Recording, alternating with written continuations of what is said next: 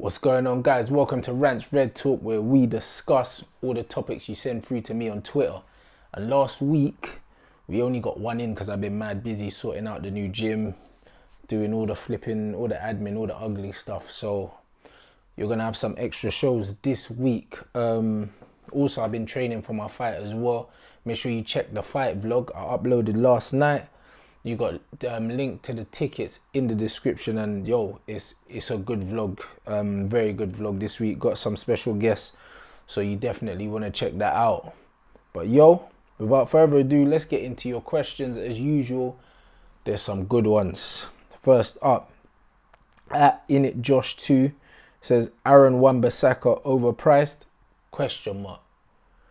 To answer your question straight away, absolutely, but all of these English players are going to be overpriced, bro. Like, if you look in other countries, Spain, Italy, whatever, their young prospects are moving for like 15, 20 million euros, 25 million euros. Like, these man, like the English player premium is double. And that's why I always said I wouldn't really buy English here unless they were really good. I just wouldn't, bruv. Do you know what I mean? Because like, I go back to saying, like, even when we bought Shaw at the time, he cost £30 million.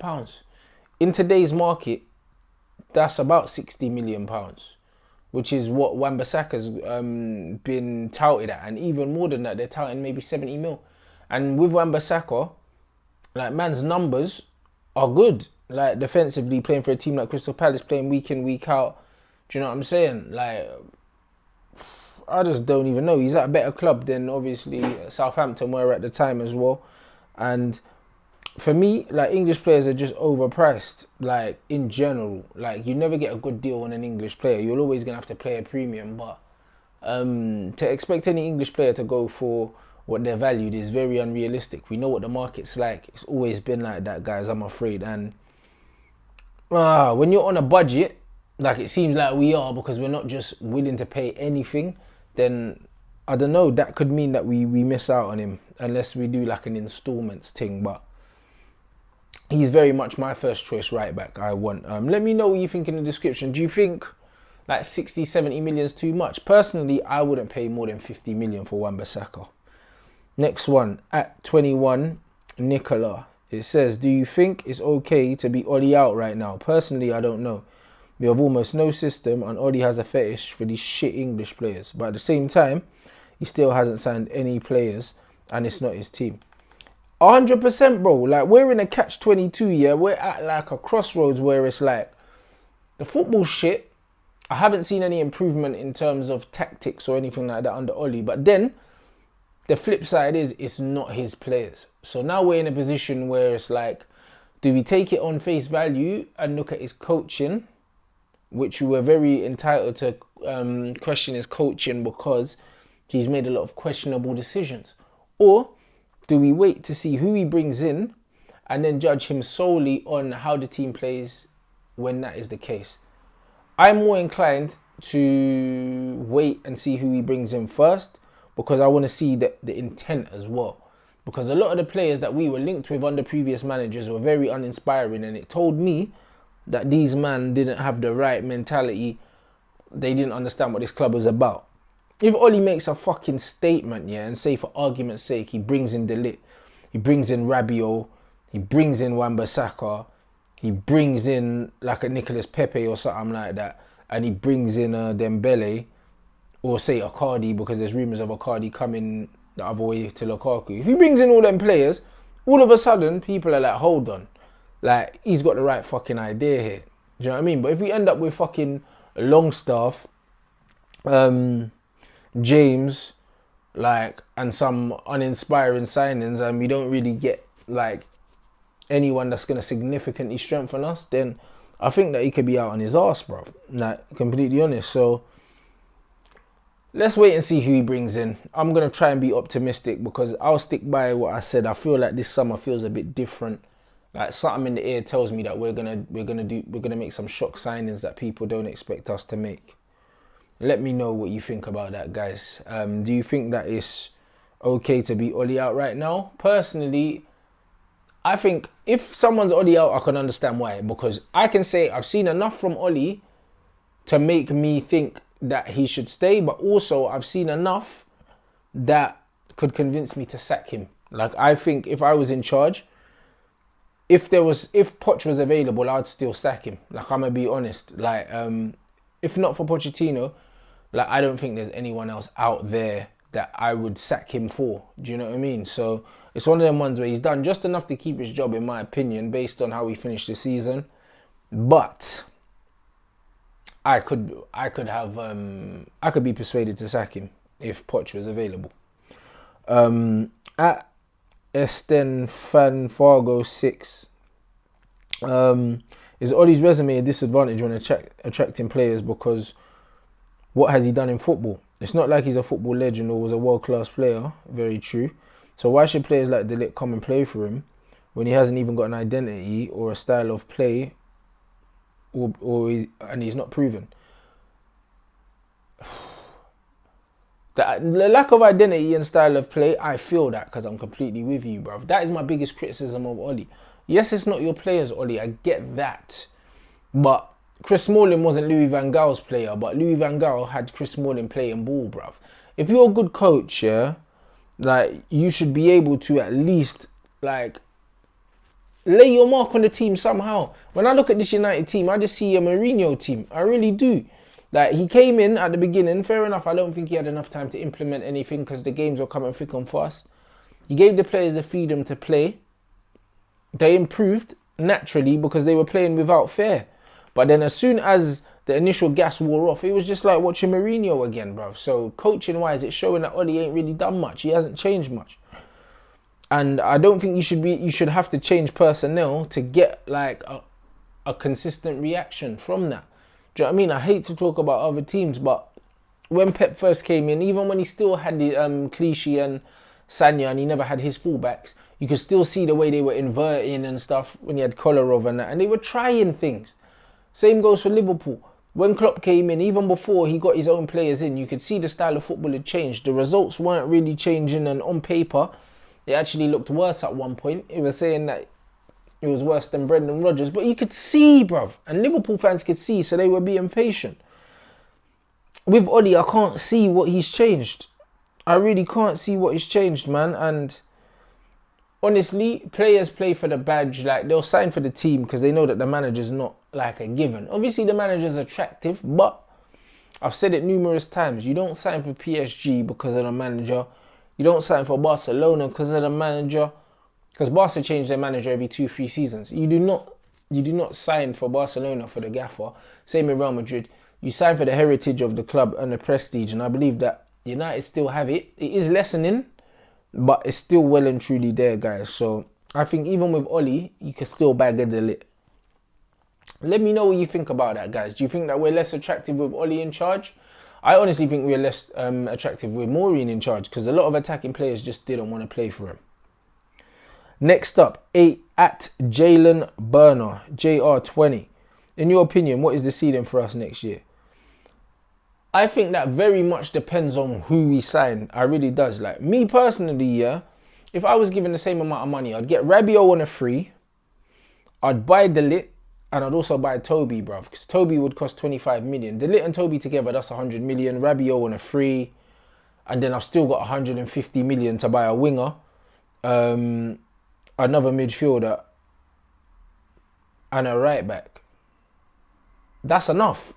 Do you know what I mean? That's like 50 million each. If you say, for argument's sake, man, get Mounier for like 25 mil, you've got 125 million to spend on another midfielder, yeah, and a winger. I'd cop Ndombele, yeah, and I would cop Nicolas Pepe, bruv, and I'll still have money left over. I could even get a striker with that.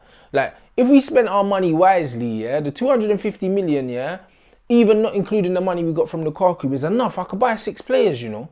But I could get 6 players in because Rabiot's free. And Mounier and Toby Alderweireld's combination would cost £50 million. So there is value for money in the market, bruv. There is. It's just, will United spend the money wisely? I don't think so. Not that wisely, I mean. They'll still spend it, but I mean, if they bought those, man, all the man that I mentioned, we got a challenge, bruv. You have to, just like that. Because when you increase the quality like that, straight away, we go from potentially being able to get third to definitely getting third and closing that 30-point gap here I don't know why I said 30 points. Was it 30 points? I'm not sure, guys. We'll definitely close the gap to within 10 points of the top if we signed all of those players, bro. Like we would. Sirens. You man already know about the sirens. But I don't know. We're not going to sign man like that. So I think if we don't do a madness and get 6 man and we only get 4, I'd say top 4 and a trophy next season would be amazing. If we finish in the top 4 comfortably, the football improves, and say we nab the FA Cup or something like that, I'd say that's a very successful season. I would. Like, I think finishing in the top 4 and getting Champions League football is the #1 priority next season. Anything more than that is a bonus. Anyone that thinks that we are capable with more than that without seeing who we sign, you really need to kind of assess. You need to assess yourselves, man, and think about where you're getting this idea from, because that's not us at the moment. Let me know what you think. What's your realistic expectations for next season? At Clover_D, it says, since it looks like Barcelona are not interested in Griezmann anymore, would you like to see him come to United? Yes! Griezmann, blood. If you do, who would you want him partnering with in our attack, bro? I don't care who plays with Griezmann, blood, as long as Griezmann plays, you know, like that. He's the guy, bro. Like I said on the Flex and Rant show as well, today, which is coming out tomorrow, I'm all for these up-and-coming players, yeah? Up-and-coming players. But if we're going to sign players that are older, make sure that they are ready-made to come in and make an instant impact. Griezmann is one of those. He is. Rabiot's quality, but he's quite young as well, which is brilliant. Do you know what I mean? Meunier is 27 years old, but he's ready-made to come in and be top class right away. Players like that, I'm cool. And he's a Man United fan. I'm very happy to bring in players of that age group, like Toby Alderweireld, if these men are ready to come in and just be world class straight away. I'm not bringing in no 27-year-old like Ander Herrera level player, because then what's the point, bruv? Do you know what I'm saying? If you're below world class and you're over the age of 25, I don't want you, blood, because I need you to make an instant impact in man's team, like instant, because with age is supposed to come quality and experience. You don't bring a big guy that needs time, bro, because then you're better off blooding someone from the academy or bringing someone in that's going to be on less wages. So with that in mind, I don't care who Griezmann partners, bro. Honestly, whether Griezmann's on the right, whether he's down the middle, it doesn't matter where you put Griezmann. Griezmann is guaranteed goals, guaranteed assists, guaranteed brilliant movement, link up. He's not a risk. Do you know what I'm saying? So, like, it doesn't really matter who Griezmann plays with. It really don't. But I would love, say, Griezmann from the right-hand side, Martial down the middle, and then I'd have someone else from the left, bruv. I'd bring in another winger anyway. So, yeah, let me know, guys. What are you saying about Griezmann? Would you take him? At Darius Clark. Rants, have you noticed the eventual decline of almost all of us forward players in terms of drive, technical quality and output within a couple of years of joining the club? Look like well beaters on debut, then look like a shadow when they leave. I think the coaching needs a serious look. Abso-fucking-lutely, Darius. And not just the coaching, yeah? The team itself is not good enough, so it consumes everyone within it. Do you know what I mean? Like, an example for that is I've just taken over this gym, yeah? This boxing gym. And obviously, I want to drive new business. I want to integrate the community, like bring in more kids classes, bring in more teens classes and do all of that and make more corporate links and bring people in. But before I do that, I have to make sure the structure within the club is set well enough so that when I bring in all of this new business, it's able to flourish. Do you know what I'm saying? If there's bad habits, yeah, and the overall infrastructure within the business is not good already, all that's going to happen is people are going to come in, they're going to get swallowed up, they're not going to enjoy their experience, then they're going to end up leaving, bruv, because it's not primed to be successful. So before you bring all the opportunities in, you have to make sure that from the bottom upwards, everything is uniform and everything's in place. So that's what I've been doing, hence why you only got one show last week. So it's the same with the football club. If there's not balance in the squad, there's no point bringing in star players and flair players and all of that, because ultimately strikers rely on service, innit? You can't have a certain type of forward in the lineup here if the team isn't geared towards creating the best possible opportunities for this guy to score. As shit as Lukaku is, yeah, if he's in a team that's more balanced and creates more clear-cut chances, he scores more goals, isn't it? Because when you look at his finishing ratio, it's way better than Rashford's. It's way better. It just so happens that because the team's so disjointed, it's more suited to someone more mobile like Rashford playing up front, because Rashford can kind of run around and kind of sniff out his own chances, whereas Lukaku's more reliant on someone putting it on a plate for him. Do you see what I'm saying? So, like, I think that because the movement and everything like that and the actual infrastructure of the team and the way they play is not good enough, players struggle. Pogba included, Martial included. Like, all these guys struggle, do you know what I mean? Like, if you're a top player, you're going to struggle playing for Manchester United. You put Lionel Messi in there, he's not going to look like Lionel Messi, bruv. And that's why I think when Pogba gets a lot of the stick, yeah, and you look at his output, irrespective of how shit actually the infrastructure is at the club, the coaching, the football, the different styles of plays. We've got 4 managers, players in there. Like, there's no fluidity. Like, there's no style of play. There's no nothing. And Pogba's still, like, smashing it, bruv. Like, numbers-wise, he's still doing bits. And he still gets shit, bruv. Like, you got to understand that he's overperforming in such a bad team. So, honestly, the team as a whole is the reason why a lot of players have come in and they failed. And I think until that gets addressed, it will continue to be the case, unfortunately. So hopefully Ole's going to sort it out. Let me know what you think in the comments, guys.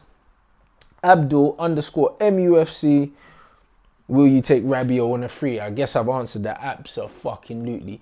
Loads of people coming out saying, Rabiot's attitude and we don't need any bad eggs. We need some bad man in the changing room. We need Rabiot. We need Icardi. We need these men. We need bad boys. We used to have Roy Keane. He was a bad boy. Zlatan was a bad boy. We need some personalities in the dressing room. Everyone's too fucking vanilla, bruv, in there. Paul Pogba's the only personality. Anthony Martial's a mute, blood. He don't speak. Fucking Rashford's just Jesse Lingard's fucking handbag. Do you know what I mean? Like, when you look at these guys, there's no personalities. Man used to have Roy Keane, David Beckham, Ryan Giggs, 3 international captains in the midfield, you know. Gary Neville had worn the armband for England as well. Do you know what I'm saying? Like, man had Rio, leader. We had Vidic, armband. See what I'm saying? Patrice Evra, personality. Like, the whole changing room was full of personalities and big man, bruv. And now, we just got some little soft youths, blood. So we need some scumbags in there, bruv. We need some proper bad boys. And I think Rabiot is one of them. Rabiot's quality. He's got pace. He's got technique. Left-footed. He's the player that Matic wishes he was, blood. Matic is dog shit. Like, Rabiot is a real baller. And for free, and his wages are only going to be like 170k, I'm reading, bruv. And Herrera wanted 200. And Herrera can't see Rabiot. So for 170, free transfer, I'm taking him all fucking day, blood. I'm not trying to hear about man's attitude and all that. He's going to be at a new club. He'll be in a more senior position because he'll be seen as one of the new guys, have more responsibility. He'll play week in, week out. You'll see a different player. Sometimes a player needs a change of environment and just a change of circumstance to really flourish. And I believe that Rabiot would flourish at our club, especially in there with PP as well, the French connection, bruv. Getting Dombele in there as well, blood, and just have that French triangle, and man will be oozing. Let me know what you think about Rabiot, guys. And if you're not sure, bruv, like, I've seen him play, but even if you haven't seen him play, bro, I beg you just YouTube the thing and then you'll see what kind of player we're dealing with. He's something. All right. At Therad Mohammed, it says, what do you think of the hate going around United players, especially Rashford and Lingard? In all honesty, yeah, I think they deserve it, bruv, like Rashford and Lingard. And you know what it is, yeah? I don't really like to see players get stick in general, yeah. But if it's warranted, then fair enough. And as long as it's not personal, I don't want to see man talking about Jesse Lingard like dancing and all of them things. Like, that's personal for me. What he does in his spare time, I don't want to hear that. But if you want to criticize man about his performances, go for it, bruv, because he's been shit. Same with Rashford, he's been shit. I don't give a fuck what these men do, yeah, like in their personal life. Like, I'm more worried about their performances. The reason why I get onto these two in particular is because they're English and they get forsaken by the press and a lot of the English fans, and them man only want to talk about Pogba, but you want to talk about Pogba's performances, but the honest truth is, yeah, the numbers tell you, yeah, that if you think that Pogba is playing shit, yeah, there's at least another 20 man here that you could be sticking it on before him, because he's the least of our worries, because he's our most productive player. These men are depressingly shit. So Lingard and Rashford are getting stick because they deserve it. And as long as the stick stays football and it doesn't become personal, it doesn't become racial or anything sinister like that, I don't care, bruv. Do you know what I mean? As long as you don't call them man a black XYZ and you man are saying, yeah, you're shit because of your football and that, that's cool. When man were coming out saying to Pogba, yeah, that he needs to join ISIS and go and blow himself up and them things, yeah, that's not cool, innit? That's not even football related no more. But if you want to turn around and say, you know what, Rashford and Lingard, fucking shite. Like, Rashford, you ain't scored a goal in fucking 12 games or something. Bruv, well within your right, bruv. I don't see an issue with that, bruv. Just keep it to facts, innit, bruv. The facts say that these men have been shit. So if man want to voice their opinion and say these men have been shit, hey, go for it, bruv. At J-Rod, bare numbers, fam. I don't know how you man get these Twitter accounts. Got to say you and Flex got the best fan channel in the world. That wasn't even a question, but I put that in there, bruv, because it's facts. I love you, bro. Appreciate it, bruv. Man, need that that positive energy. Fucking love it, man. Fucking love it, man. And like, we love you guys as well, bruv. This is why we do it. This is why we do it. Mark Roberts at Boyo_Roberts. I'm sure I've read out a question from him before. With Newcastle takeover imminent and the financial demise of Arsenal and United's necessity for major surgery on losing side, who do you see as biggest threats to knock both out the top 6 next year, mate? To be honest, Newcastle will be a threat if they allow this thing to go through. Honestly, I think that this is some Bandulu thing, and I believe that it's Man City's family actually trying to buy another club. I really do. I don't believe it's some cousin thing. I believe that these men are trying to do a monopoly thing. I really do. And if that's the case, they need to block it. But Newcastle are a sleeping giant, innit? They've got great fans. They've got a great stadium. If they get investment, these men are a fucking problem. You know what I mean? Because when we're seeing what Wolves are doing, yeah, with the money they've got, and they ain't got like fucking Sheikh bin Al whatever blood money, you get me? So it's kind of peak, bruv. And Rafa Benitez is a very good coach. And if they get like a director of football in, I don't know if they've already got one in, but if they get one in that can identify some talent, then Rafa's going to have some ballers, blood. And then all of a sudden, it could get very peak, bruv. It could get very peak. Personally, I'm not overlooking them because I believe that this is a club that needed to be taken over if someone was serious. It's a gold mine. These Geordies are loyal. Do you know what I'm saying? They'll pack out the stadium. It's not going to be like Man City. And if, for instance, Newcastle win the Champions League in 3 years' time, they would belong there, bruv, because they would have the support in it. So let me know what you think about that, guys. We're going to leave that there. That's the last question. Very good questions. I'm going to film you another one as well because you only got one last week. So man's going to give you 2 Rants Red Talks. I'm going to schedule the next one for tomorrow. Like, we don't normally do 2 running, but you're going to get another one on Thursday. So fuck it. I'm going to put another one out tomorrow evening as well because fuck it, you guys waited. Yeah. And plus, I don't need a reason to give you guys a video, man. It's your show anyway. You've given me the questions. I'm just going to answer them, put them out there. You guys, as usual, interact in the comment section. It's good to see the fans interacting and speaking amongst themselves. And yeah, there's some enlightening shit down there. So big up yourselves. Make sure you smash the like button. Comment. Subscribe if you haven't already. Make sure you follow me on the Instagram and the Twitter. It's at Rants and Bants. And also, your fight tickets. The link for the fight tickets are in the description. It'll be good for you guys to come down and support the thing. It's going to be a lively night at the O2 for a good charitable cause. And yeah, I'm looking to light this guy up. And then there's an after party as well. So it'd be good to see you guys there. Loads of people DMing me saying, yeah, loads of people relying on you to shut this idiot up, etc, etc. I hear all of that, but there's no better way to support man by actually just fucking being there, bruv. So if you click on my link, do you know what I'm saying? And when I walk out to the ring I expect to hear you guys, and then I'll handle business, and then let's get on the tequilas, man. It's been emotional.